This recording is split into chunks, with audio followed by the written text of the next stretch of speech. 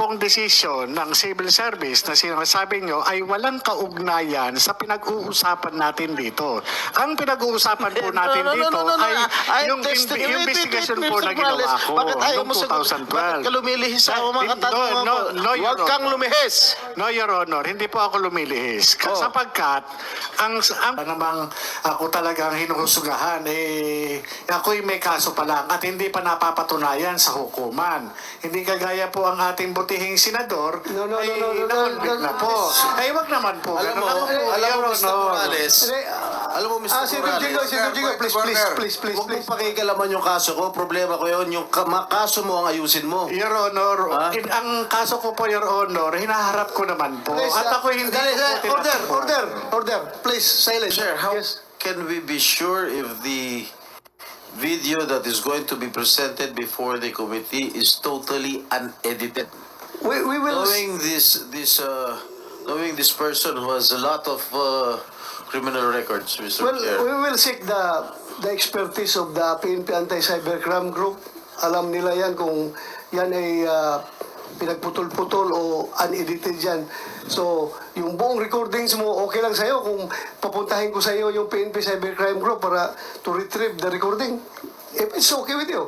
Your Honor, Your Honor, ay parang hindi naman po maganda yung sinasabi ni ni Senator Jinggoy Estrada patungkol sa akin. Para namang ako talagang hinuhusugahan, ako'y may kaso pa lang at hindi pa napapatunayan sa hukuman. Hindi kagaya po ang ating butihing senador, na po. Ay, wag naman po. Alam mo, Mr. Morales, alam mo, Mr. Morales, Please. huwag mong pakikalaman yung kaso ko. Problema ko yun. Yung kaso mo ang ayusin mo. Your Honor, ang kaso ko po, Your Honor, hinaharap ko naman po. At ako hindi Order. Please, silence. Na ako raw ay hindi marunong mag-imbestiga.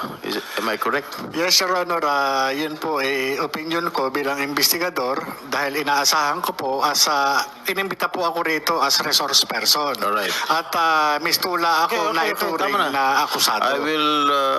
I will have to respect your opinion, but my track record in investigating here in all public hearings will attest to it. Okay? Now, the second question. Sinabi mo sa isang interview na sayang ang binabayad ng taong bayan sa akin. Yun po yung opinion ko, Your Honor, dahil doon sa nakikita kong takbo ng Bakit sayang ang bayad? Your Honor. Dahil ako, ginagawa ko, tinutupad ko ang aking sinumpaan tungkulin bilang inyong senador at kine-question mo ba ang 15 milyong Pilipino na bumoto sa akin? Dahil sinabi mo, sayang ang binabayad nila sa akin.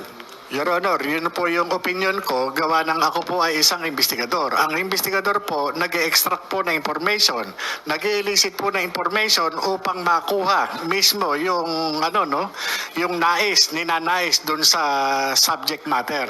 Kagaya po ng ginagawa natin ngayon. Ako po ay nagsasalita lang bilang sa aking opinion at bilang dun sa aking karanasan bilang isang investigador. Pinag-uusapan po natin. Is it true that you planted evidence?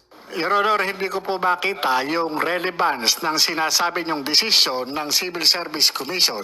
Ang hindi ko po makita yung relevance ng sinasabi niyong desisyon ng Civil Service Commission. Ang pinag-uusapan po natin dito, Your Honor, Wait.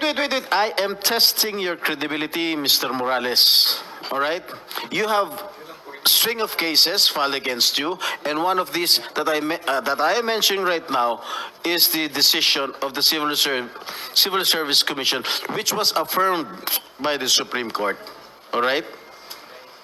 Your Honor, yung pong desisyon ng civil service na sinasabi nyo ay walang kaugnayan sa pinag-uusapan natin dito.